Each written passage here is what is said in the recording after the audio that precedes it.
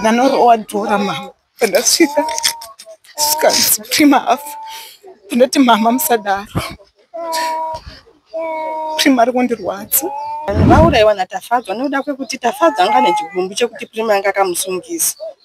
Akabayiwa 6 mapanga vanhu vachiti havana kumunzwa, akaita wekuita sei. Zvazva Tafadzwa akudzoka ane vhesi rewaiti ranga rine ropa. Kuuraiwa uku kwatoitika pane mazuva, saka munhu anga achitogara nechituna. Pakabuda wahwe mahunga usingaita aita kuora angaora.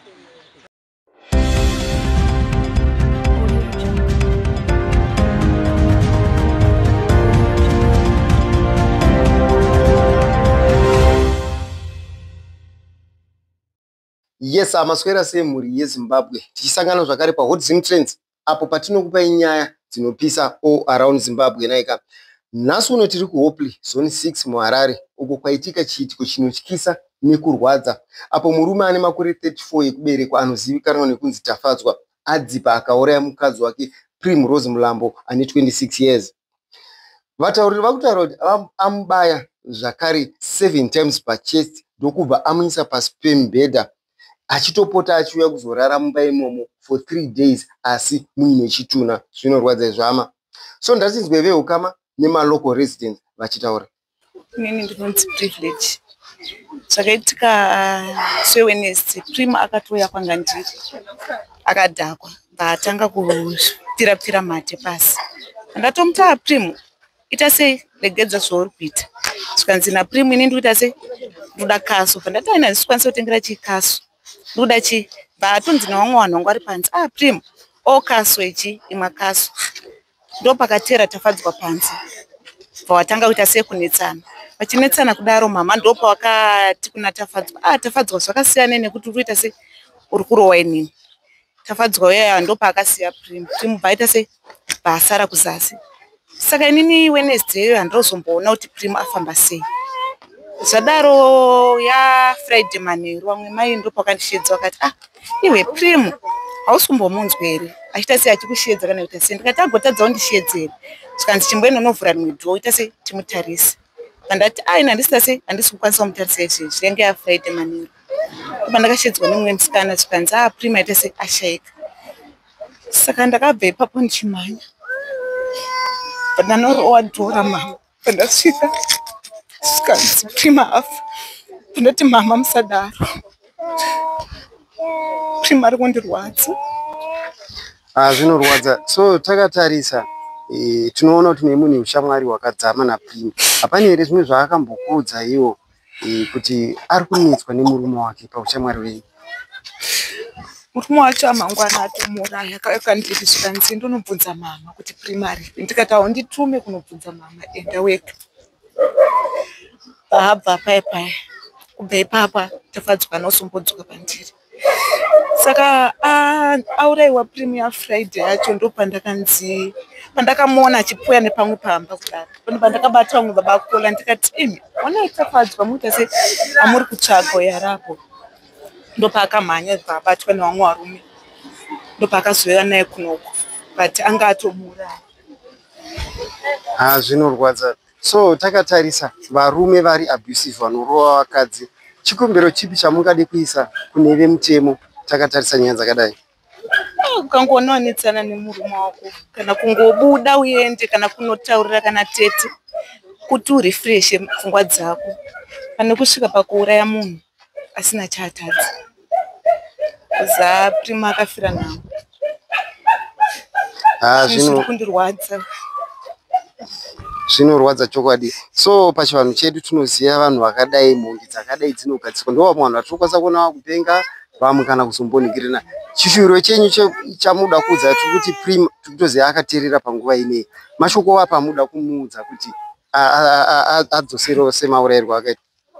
Nangu nongoshiro kuti angomudziki wafiwa. Tingozoti hatisi stori noTafadzwa wacho chete. Vanhu vauraiwa naTafadzwa nokuda kwekuti Tafadzwa anga nechigumbu chekuti Prima anga akamusungisa. Saka ndo pakabvira chigumbu chaTafadzwa. Mushure mekunge asungiswa futi mari yavo yanga vashanda anononywa kubva.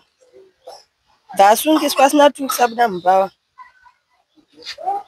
Asina 2 weeks abuda mujeri. Ndochigumbu changa anacho pamusoro pasisi vangu. Saka chireni pandikazvinzwa ndakati zvandisina mbonzwa kuti sisi vangu atemwa kana nemusoro. Ndafadzwa ndiamuraya kuna munhu. Ndisinei nguva idzodzo kuma 8 ndakafamba ndikauya. Ndakatanga kusvika pamba patafadzwa pacho. Takasvika hedu pavharwa chinzi polisi ndo yatovhara yati haichadi vanhu. Saka takazondwa vetsanangura vemanext door vakasitanga kuti munhu aurayiwa nemurume wake. Zvinorwadza chokwadi. So takarwadziwa zvikanyanya zvisingaiti. Zvochirana nhasi tikunzwa kutorwadziwa zvototirana aripo tambomubaya bayawo. Tambomujungawo 7 mapanga tonoti anoraramawo here. Zvinorwadza. So takatarisa tinoziva vanhu vechikadzi munika kutaurirana kamunoita. Pane here zvamaimbodzwa naPrimrose maererano nemagariro avaita pambapa? Prim tongoti nemurume wake vaiwirirana, asi kana murume wacho azenga waadhakwawo ndopaizotanga maproblemu ekuzongonzi Prim anoitana nemurume wake azorohwa azodii. But aitika tatozoti vakarovana Prim akauya kumba uko tafadzwa anga asingazorari asina kutsvaga futi Prim iyeye. Saka kubva zvaitika chiitiko ichi pa3 days apo tafadzwa anobvira asvika kumba kuzotsvaga Prim kuti ari kupi. Kusvikira munguudza vanhu kuti chinditsvagireiwo Prim. Saka ndopatikatanga kutotanga kutoona kutoti patoshata apa nokuti anosiuya kumba kwacho ega achitsvaga Prim. Zvinorwadza izvi chokwadi. Saka takatarisa tinoziva zvikuru kuti kune vari kutonetsana mudzimba zvaizvezvi. Yambiro yamungada kuvapo sedzidziso ingava ipi kuti zvisazosvika pakadai? Yambiro ndeyekutoti mhuri yeZimbabwe tese tiri kutorwadziwa nezvakaitika ende tiri kutozviona.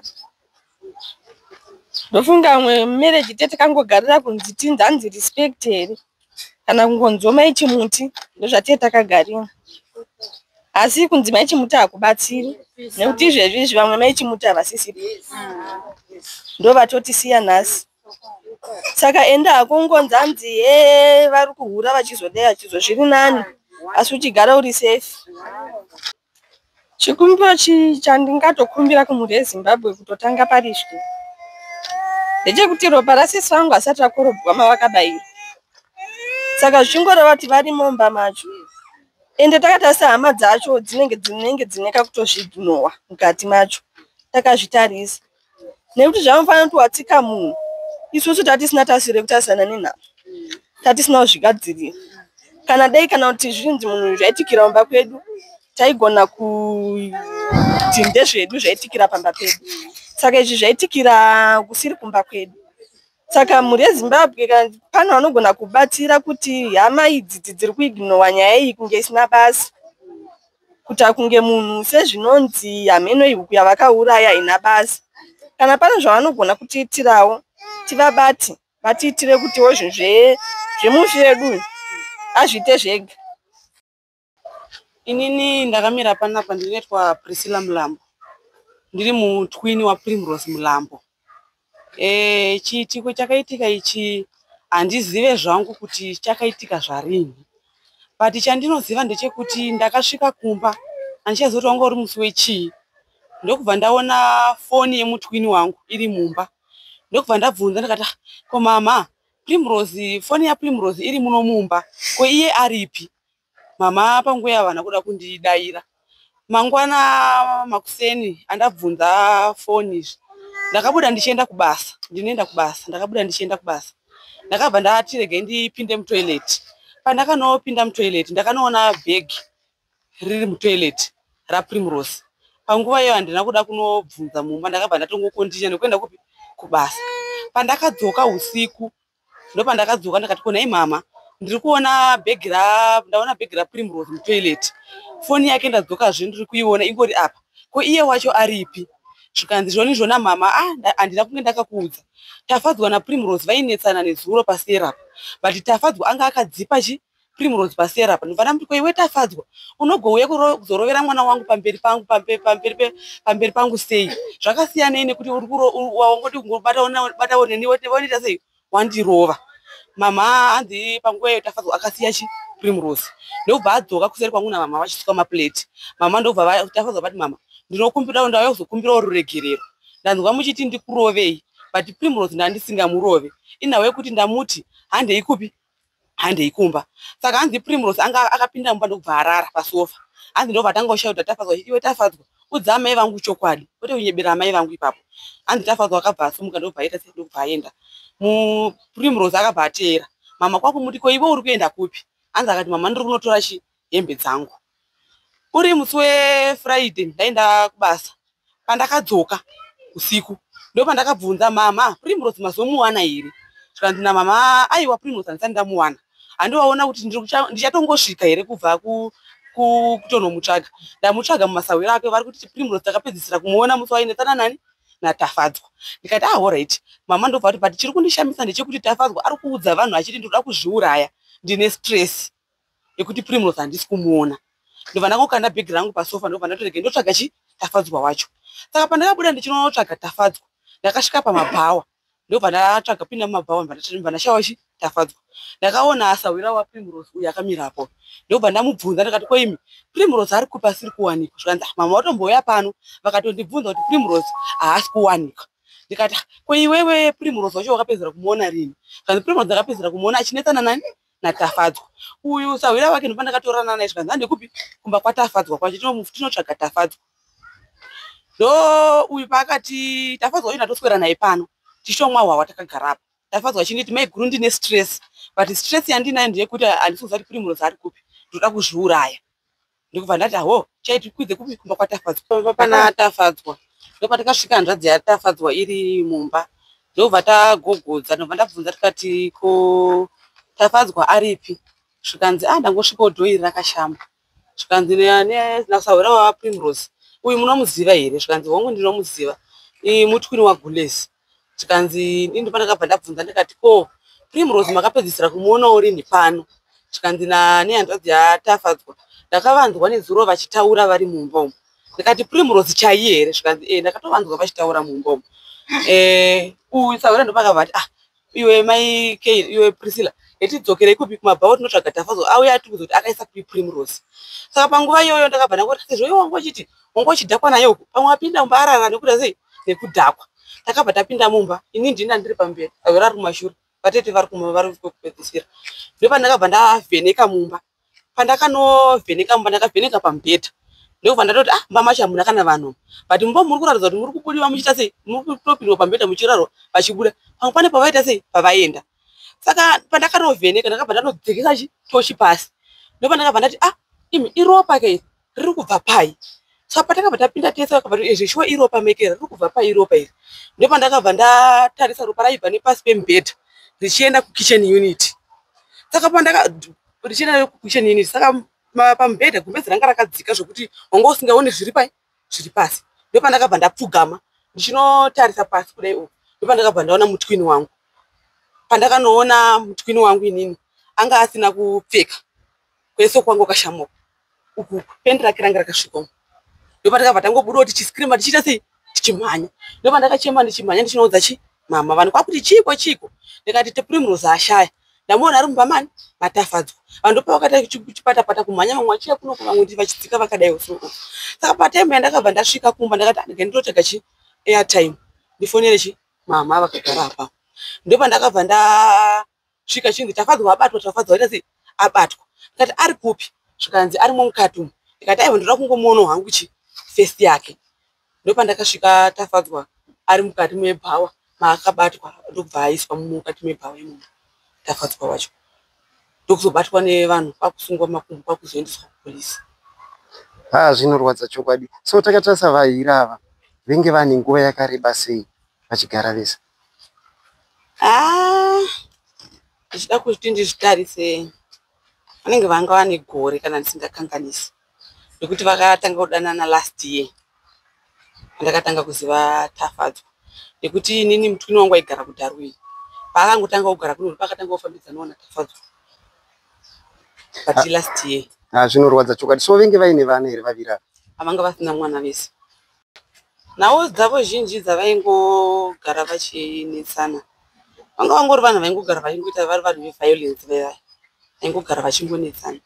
Sezvo inini mutwini wangu anga ari munhu ake anodhakwa, saka murume aiti inini mukadzi uyu atiite zvekugarisana, but mukadzi wayo aiti inini zveimba handizvikwanisi sezvo vabereki vako vasingandidi, vachiti wakandiwana mumbawa. Saka iwewe wadii kunotsvaga wako mukadzi wako unogarisana naye, wasiyana nenini wechi mumbawa. Sezvo mukomana anga ari munhu aida munhu wake, aingoti inini handite se handikusiyei, nekuti vanhu vacho vaiti vakavatsura vakanetsana, hataiti vaitora nguva yekuti vachaita 2 to 3 days vadzokerana. Musi wavanetsana iwoyo ndio musi wavanenge vatodzokerana, vatova vese. Handiti mazvona, nokuti mukomana musikana akaswera akatiza akauya kumboko, aitouya kanotoita violence kumboko kuti yatidzokere kupi kumba. Saka kugarisana kwavo kungori kwevanhu veviolence. Zvinorwadza chokwadi. Saka takatarisa tingati akatanga nekudzipa ubva azobayiwa nebanga iri, ungatsanangura kuti anga akakuvara paichepo? Inini ndinganyepa, handina kuona kukuvara kwake, but chiri kundishamisa ndechekuti ari kunzi akabayiwa nemapanga, akabayiwa nemapanga 6, agotadzawo kuscreama, vanhu vagotadzawo kumunzwa, akayemuita maurayiro zvokuti akatadza kuscreama, kubayiwa mapanga 6, nharaunda yese igotadza kumunzwa, akaita wekudii. Handine chikumbiro kana niniwo musi wakanzi muzuro paakayozodhemonstrata, naida kuona kuti akaita wekuuraya sei, zvokuti anomubaya mapanga 6 vanhu vagotadza kuzi agotadza kuchema here, ozosvika pakumukanda pasi pemubhedha. Zvinorwadza. Saka mapanga 6 ari kunzi akabayiwa pai, vatauriri sematauriro ari kungoiti vari kuita? Vamwe ari kunzi uko, vamwe ari kunzi vamwe vaenzi pamusana. Alright. Saka akamubaya nechepambapa, pamamwe pamubaya nechekumusana. Inini yambiri yandinongoona ndeyekuti mukaona kuti mumba matadza kuwirirana, matadza kugadzirisana zvakanaka, mashaya kana kugadzirisai, zviri nani mumwe nemumwe aende kwake, musati makuvadzana masvika pane ishi yakaitika. Nekuti mumwe anotadza kuzvidzora, mumwe anotadza kana kunzwisisa, saka kusuduruka nguva ichipo usati wasangana nedambudziko rakadai zvitori nani. Tinonzwa kazhinji kana munhu abatwa nepolisi paya anotaura. Paitwa mademonstrations nei muripo here?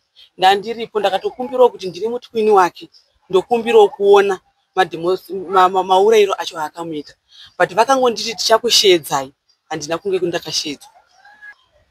Kubhawa vakati musamurove, kuti ndiri pane akamurova, aiwa handingadi kunyepa, nekuti ndandiripo, haana kurohwa, but aitorwisa kuda kutiza. Handiti nekuti pane musikana anoshanda mubhawa akandiudza nezuro, akati unoziva here kuti ndini ndakaita kuti Tafadzwa abatwe? Ndikati kana uchiti wakaita kuti Tafadzwa abatwe uri kurevei? Akati Tafadzwa akapinda mubhawa, hanzi akaonekwa achibva nechekusafuka, ndokubva apinda mubhawa achida redhiyo yake. Hanzi ndobva ndamuti ko iwewe uruda redhiyo yako uda kunoiridzira kupi? Primrose aripi? Hanzi akati Primrose handizive kuti ari kupi. Hanzi vanhu usati Primrose auzive kuti ari kupi, iwe Primrose aonekwa akafamba mako. Hanzi saka vanhu pavakabva vati ndiye mukomana akauraya munhu here uyu? Hanzi zvikanzi ndiye mukomana wacho iyeye. Vanhu pavakabva mubara zvichigara pasi apana kwauchaenda. Vanhu pavakabva vavhara skirini rebhawa, vamwe kwakubata tambo zvikanzi timuendesei kupi? Polisi. Ari kuendeswa kupolisi kuti ndiri pane akamurova, vanhu vaitoti musamurove nekuti munomukuvadza, nekuti papa nechaunga chevanhu zvishua. Ndopaakazosimudzwa kwakuendwa nepolisi. Pane mota yakazomubatirawo apo vati chimusiyai, timise mota tiite sei tiende naye. Zvinorwadza. So takatarisa makapedzisira kutaura naPrimrose zvarini? Toziva kana pangava pafoni kana even physically makataura naye zvarini? Kuti ndichaziva kuti Primrose ndakataura naye rini, but ndinorangarira mashoko ataitaura tiri tese naPrimrose tiri mumba tichitotaura nezveupenyu hwedu, achinditi ona mararamiro atinoita mulife medu, tisu tinongogara tingori vanhu vakadzikisirana. Nditi tadii tambofamba mumapostori tambogadzirisa upenyu hwedu. Akatonditi sezvo iwe uri kushanda, tinongoziva hedu kumapostori pamwe tongononzi kudisei kana mari kana chinhu, mwedzi uchipera ngatimbofambirei upenyu hwedu. But handina kuziva kuti ndo pazvichazoenda napo, taitongorongawo hedu zvisipo. Inini mashoko angu ekupedzisira ndeyekuti pakati pemwoyo wangu ndinoda kuziva kuti mutwini wangu akafa sei, zvekuti vanhu veruzhinji vakatadza kuzvinzwa. Paakabayiwa 6 mapanga vanhu vachiti havana kumunzwa, akaita wekuita sei pama 6 mapanga, nekuti munhu wakabayiwa 1 banga chairo unoskirima kana kuchema, but iye ari kunzi hana kana kuchema kana kudini. Ndopane shuwiro yangu ipapo ndizive kuti akafa sei mutwini wangu. Chiri kundishamisa ndechekuti ava tiri kuti vatete hanzvadzi yatafadzwa, tichisvika vakatiti ndasvika dhoo rakashama ndaandisipo, handiti alright. Takavabvunza zvikanzi pandakavati ko Primrose makapedzisira kumuona rini, zvikanzi ndakamupedzisira kunda nezuro, handiti ko patakazovabvunza vachiti kufa kwaPrimrose hamunawo kukunzwa here, zvikanzi ndakavanzwa vachinetsana, but tafa Primrose ndakapedzisira kumunzwa achiti tafadzwa handiuye ikoko nekuti une banga, handiti vakatadzawo here kunoudza manext door kuti vanhu vari mumbomo vari kunetsana but ari kunzi ane banga, handiti tete ava vari kuti ndakaswera ndisipo pamba, handiti ka ndozovabvunza vazotaura futi vachiti mwana wemushakabvu ane kamwana kake kaasiya kane 2 years kakaswera kachiuya pamba pakachibvunza mama, ndokubva ndamuti mama havapo, handiti akaswera achiona mwana waye ari paiye aswera asipo pamba, handiti otiti ndakaona chikorobho nebhaketi zvine ropa, waiti ropa iri riri kubva kupi? Ndiani aidaro? Hanzvadzi yemurume, handiti wakadii kuudza manext door kuti onai mumba muri kukorobhwa ropa, munhu ofa here vanhu varimo mumba. Akanzwa noizi vanhu vachinetsana, munhu achiti munhu une banga agonyarara agotadza kuudza manext door. Ipapa hapana kunyatsondijekera zvakanaka pakati pehanzvadzi mbiri idzodzidzi, hapana kunyatsondijekera zvakanaka nekuti akanzwa munhu achichema akanyarara akatirohwa vanhu vachingonetsana, munhu ane banga iye akanyarara, zvaimufadza here, handiti iye ari kuti noizi akainzwa, manebha vari kuti noizi hatina kuinzwa, chokwadi hatichaziva kuti ane chokwadi ndeupi. Zvinorwadza. So tete ava vari kupi? Hayi tete ndakapedzisira kuvaona musi wakatorwa pakatakurwa chitunha chibudiswa mumba musi weSaturday, handiti maSaturday masikati hange ndipo ndakapedzisira kuona tete vavo nanhasi handisati ndavaona. Mutwini wangu haungangorove kungoenda kufa sehuku Primrose. Dai pawanawo vanokwanisawo kundibatsira kuti mweya wake arwe nevakamurwisa, ndione kuti chii chakanyatsoitika pana Prim. Shungu dzake pandakamuona ini ndinonzwa kunzi kana munhu achinge afuta anenge ane shungu. Ndakamuona zveshuwa mutvini wangu mumba umo musi pataitorwa mastatement. Ndakamuona dumbu rakaita kuti kudai kuti kunge munhu ane mimba, makumbo kudai, ndipo ndakaona kuti ishungu here. Saka ndiroda kuti kana pane vanokwanisawo kundibatsira shungu dzake ka dzadzisangorove, arwe nevakamurwisa nekuti haangangoende Primrose. Ndasara ndiri munhu wani ndakamira kudai, sezvo ari yemunhu wandaichema naye, ongorova here. Kana pane vanokwanisawo kundibatsira, vangava vechivanhu vangava vemaprofita, vandibatsirewo. Chikumbiro changu ichocho. Network patients tiribvoyo. Ndinisavera waPrim. Ndakapedzisira kuona Prim so Wednesday. Funga Wednesday uri Tuesday. Vachitori vesina tafadzo. Tichitori mwatese takatogara pumba wavo. Saka kumasikati saka takatanga kunzi Prim handikumba. Prim akati aiwa kuri kupisa. Tozoenda kwakutonhorera. Atoti bulesi mukuona Prim akuramba kuti sei kuenda kumba. Ndikati pauri kumba ndizoenda kumba. Mira kuti sei kutonhorera mozoenda. Saka tafadzo akazokwidza chiye kumba kwavo kunoku. Prim wamubva asara mubva adzika. Tafadzwa mubva adzoka. Atenga zvema 8 PM zvake 2. Saka bulesi ko Prim aenda kupi? Ndikati Prim haana kuuya kumba izvo Prim hakopi kumba. Ndobva vanodzika. Saka time vakanodzika nozva vanhu vatisvika vachinorovana. Ndakazoti tafadzwa akudzoka. Ane vhesiti waitanga ari neropa. Nguva Prim aita sei atenda. Saka ndakangofunga kuti maybe vanhu vaita sei vanzwana navawirirana. Ndatusa ndakatogara pepe. Saka dzimbe ndiye akakwidza izvo zvadzomubvuma mazuva roviri. Prim harina kuzomuona. Mangwana tafadzwa ndakamuka ndinaye Maxine. Atoniti maiguru ndine stress. Anombori stress yei? Zvikanzi stress ya Prim. Ngati Prim aenda sei anodzoka. Magara imi munongorovana mutese muchidzokerana. zvikanzi Prima achadzoka. Ndafunga kuzviuraya. Ndikatomuti iwe unofunga kufa kugara wafa, unoda kufa mufiro werudzi, itoseka naye. Maiguru kufunda swa Prima. Ndikamuti haiwa chimbomwa chimwiro chimene kutengera makotsi ekuti unyatsofa wakaita sei wakadhakwa. Ndinonga ndakaita 2 days tinayo Tafadzwa. Ndipo ndakazobvunzwa namama. Zvikanzi naiwe Prima ari kupi? Ata mama nane 2 days azoda sei andisipona Prima. Zvikanzi wo ndobva vaenda. Ndipo akatibvaya mutwini wake kumaneri. Peshe ari mucheka chi Prima. Ndipo takauya kuti svika pamba apa tazopinda munyama taona chi Prima akatofa. Zvinorwadza. So ndoda kuziva kuti pamakaona hembe yake ine ropa semunhu wamaiziva, hamuna kumbunza kuti iwo hembe ine ropa? Temiyo vanga vabva kutorovana vanhu vachiona havo, kachakafungwa pamwe zvati zvapera. Saka paakazodzoka kuno akangodzoka nobva achinja vhesi riyari vapfeka reblack. Hatina kutoziva kuti ndifunga ndotemiya vakasvika vakazobayana bayana kana kuti. Saka sisu mufungwa dzangu ndakafunga kuti maybe Prima pane kwaatiza akaita sei akaenda anodzoka. So chitiko ichi muchizoona achiuya kwamuri aine vhesi reropa dziri kumanguva aya? Time dzadziripo zuva asati atombonyora time yakatopfuura murodhi. Vanhu vachitomutoona iwo noizi Tafadzwa. But sevanhu vatatangojera kuti ndozvavanoita sei nhasi vakaroora mangwana vanenge vavese. Zvichirezvo kunetsana kwawaita nekurwa kwawaita anga atori masikati. Ava vakaroora masikati. Saka ndofunga pakuzourayana vakazouraya vakupi vakunokuba. Which means vakatangira kurovanirana uko ndibva zvatopera. Takafunga pamwe zvaita sei zvapera vagadzisana zvapera. Saka zongonzwa nemaputsa vanhu akabayiwa nemapanga anzi 6-7 rekumusana. Wose time yatanga unomuona hapana akazongopenya nyama tata kutongochema. Ndinotya funga idhuve ndiri sekuru vaPrima. Kuurayiwa uku kwatoitika pane mazuva, saka munhu anga achitogara nechituna. Saka izvozvo zvakabva zvanyanya kundibata moyo. Ndinoitwa Nyasha Mahuku, ndiri mai wemushakabvu. Chiitiko ndakachinzwa Friday kuma8. Mafambiro azvakaita handizivi kuti zvakafamba sei, asi ndakazongonzwa kunzi mwana wenyu ari pasi pemubhedha akafa.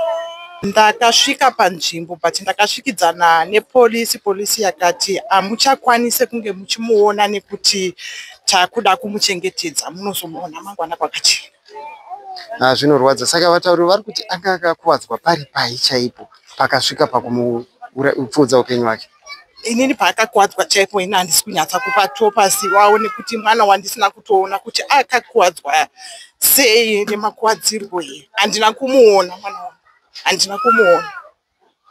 Saka tichitarisa Primrose makapedzisira kutaura naye rini pasati paitika chiitiko ichi? Musi wechitatu. Chiri chitatu. Chitatu ari masikati. Alright. Ini ndinoda kungotaura kuti marudzi anosiyana. Mumwe mwana anotozvarwa obva agadzirwa. Tafadzwa akauraya mwana kwemazuva akati kuti, asi haana kutiza. Akabatirwa panzvimbo achingotenderera aripo. Chimwe chiratidzo chinotaura kuti mwana iyeye haana kumira zvakanaka. Asi zvakadaro tichaenderera mberi. Hatina kumirira ipapo. Tinombomira hedu kuti timboradzika muchakabvu. Ambozorora mukugare semunhu akarwadziwa. Noti panobayiwa mapanga 7 kana 6 munhu arwadziwa. Wani chairo unotambura naro. Chero ukachekwa uchicheka muriwo unonzwa kutambura unosunga nekajira. Kokuzoti rinouraya munhu. Zvinorwadza chokwadi. So mashoko enyu kupedzisira kumhuri yeZimbabwe yakadai kuteerera angava achiita nyaya dzedomestic violence? Nini mhuri yeZimbabwe ndinoti kana ukanzi hauna murume haufi. Ukaona zvinhu zvichiita sezvakadai izvi ukarohwa kairi katatu, takura mukwende uende uchiri mupenyu. Nditwa Baba Chishaya, ndiri munhu mugarisani naTafadzwa nababa wake. Akamborova mukadzi pano pamba padhoo pangu akamukwadza zvakaipisisa, akaenda kujere kanogara mwedzi nemamwe mazuva nenyaya iyoyo. Vachinzi vabirana mari Tafadzwa nomukadzi $75. Nyaya iyo yakamisa kujere, asi aenda kujere akadzoka tikati kuda pamwe achava nediscipline ari kuita zvaanga achiita nokurwa kwaanga achiita nomukadzi. izvo tisingazivi kuti Tafadzwa ane chimwe chifungidziro hake kana kuti zvakamurwadza pakusungisana kwavakaita. Tafadzwa akagara ndokuzoti musi wechitatu zuva rovira kudai vachitaura nomukadzi pamba palona tikati kuda zvapera.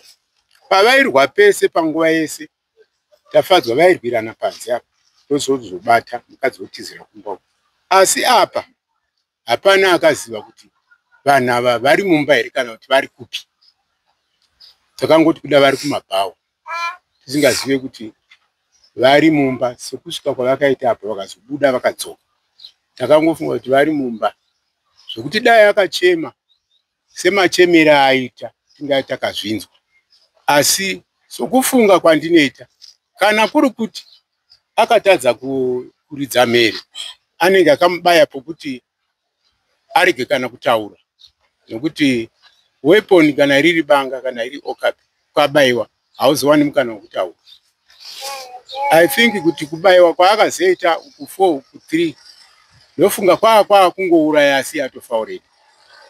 Inini kuuya kwakazoita muroora uyu vakauya ndakandiri mumba ndakagara panze vakapinda ndakazovaona vabuda vachichema uchinzi Tafadzwa hafa.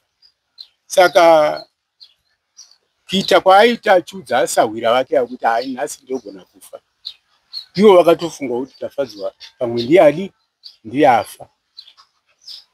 Saka inini ava vabuda vakavari panze vachichema uyu muroora achimhanya chinda akadai. Iri nababa vepapa takazopinda tiri vaviri ndokubva ndatarisa netochi nokuti ava vakabva pano vazhinji vacho vaifunga kuti Tafadzwa afa. Saka ndakazotarisa tione zvari muroora apa akatoshama ndokubva tangosiyawo zvakadaro. Saka ndinotenda kuti vanhu vese varume vari panapa nevana vavo vari kudzimba nevasipo kuti vakomana regedzai zvinhu netudoro twamunonwa tunenge tusina kunaka. Kunoparira vakuru ngozi, kunoparira hama ngozi, kunoshayiwa kuti munhu achavigwa sei. Pamusoro yemhuri yeZimbabwe zita rangu ndinonzi Nevisisibo Nkosi Mashongani. Kwake kwaakaitawo pakabuda wahwema nhongo usingaita aita kuora haangaora. Senhangu inini ndakabatikana kana kurara wacho musi weFriday wacho ndakarara hanomborara. Handina kana kurara ndakatozorara uri kumapasti 3 nekurwadziwa. Ndiri mumwe ane chirwere chebipolar saka ndinotobatikana nekutorwadziwa. Pakupinda kwatakaita mumba nevamwe vanhu vechikuru vana sekuru Chishaya takawana takanzwa smell maito mauku smell. Ndobva ndakatotaura ungati asi mune smell ingava Tafadzwa zvouraya nhasi sei isambomuona masikati. Zvoratidza kuti pamwe iropa waro nono. Saka pakazotariswa kudai so natete vachona vakanzi mukadzi hasi Tafadzwa ndimakoti. Saka panguva yakanzi hasi Tafadzwa ndimakoti vanhu vakati Tafadzwa auraya mukadzi. Vanhu futi ndobva vatanga futi kuchema vavo kuchema kuti mudzimai waTafadzwa. Saka pakadai tiri kurwadziwa hatimbodi kunyepa nekuneta isu vamwe toenda kumabasa but kuenda kumabasa kwachona kwakutonetsa nenyaya yekuti tinenge takatyiswa takatyorwa chitiko chikatirwadza tidi kunyepa ruzhinji rweZimbabwe. Pane last time yakamboitika rusha sekuru Chishaya ndova ndaingonzwa nagogo Chishaya Tafadzwa uchauraya mukadzi rega kudaro, Tafadzwa uchauraya mukadzi rega kudaro. Ine nangu handina kubuda mumba mangu handidi kunyepa but vaingotaura vachiti ona ropa rauri kumubudisa Tafadzwa siya kudaro siya kudaro. Saka ndobva ambosungwa. Paakasungwa akabva adzoka ipapa panga asina 3 weeks abva kupi abva kujeri. Pamusoro yemhuri yeZimbabwe ini ndinonzi Mbuya Chishaya. Ndinogara munzvimbo yeHopley. Ndiri next door wechiitiko ichi chakaitikwa nemwana komana akauraya mudzimai wake. Amuuraya akamuuraya musi wechitatu. Isu vagarisani vake hatina chatakaziva. Tikafuma chave china. Takazoziva Friday manheru kuma 6 kuti chiitiko ichi mumba umakafiwa kwatouya mutwini wake, munhu akaurawa uyo anga ari mutwini. Mutwini wake auya achibva adedza zvanzi yemunhu uyo akaponda, akati ko andisingaoni mwana wamai angu ari kupi. Saka hazvanzi yacho ichibva yatiyo handizivi, handambovaona. Vakati hatipindei mumba maanga achigara. Saka pavakapinda mumba maamuchigara munhu uyu, vapinda kudaro mutwini wake uyu akapondwa, ndo pavakatanga kuridza mhere. Ini next zo chibva tatangawo kubuda nokuti chitweita hatisingachizivi. Saka kubudawo kwatakaita tibva taona kuti munhu uyu akaponda mukadzi, akauraya mukadzi wanga achigara naye. Saka nyaya ichibva yazosvikawo kumapurisa. Mapurisa vakazouyawo vakaita zvavanga vachiita kusvika azotakurwa aenda. Kasi isu vanhu vemhuri yeHopley chikadziko zvakaitwa mukati menzvimbo yedu tiri kutotya nezvakaitika munharaunda yedu, nokuti chiitiko chakadai chakaoma. Saka ini ndo matauriro angu. Mushure meongororo netsvakiridzo taona kuti murume uyu hanzi akatendenga akambosungwa nenyaya yekurova mukadzi wake zvakare. Zvinhu zvinorwadza muri yeZimbabwe pakuti tinofanira kugadzirisana. Kana paine waona pane chiri kunetsa, unofanira kuudzawo veukama kana even angava neighbor kuti usasvike pachidanho chakadai. Iko zvino wasungwa ende veukama kutaura kuti hatisi kuzogumira ipapo kuti uzofamba kuchivanhu ende ingozi inenge yatoya mumusha. Would love you to muyo comment section mupo pfungwa dzedu kuti nyaya kana yakadai inofambiswa sei. But please don't forget to like, share and subscribe to What Zim Trends so that whenever we bring the latest news to you, automatically you'll be updated. We love you so much. See you next time.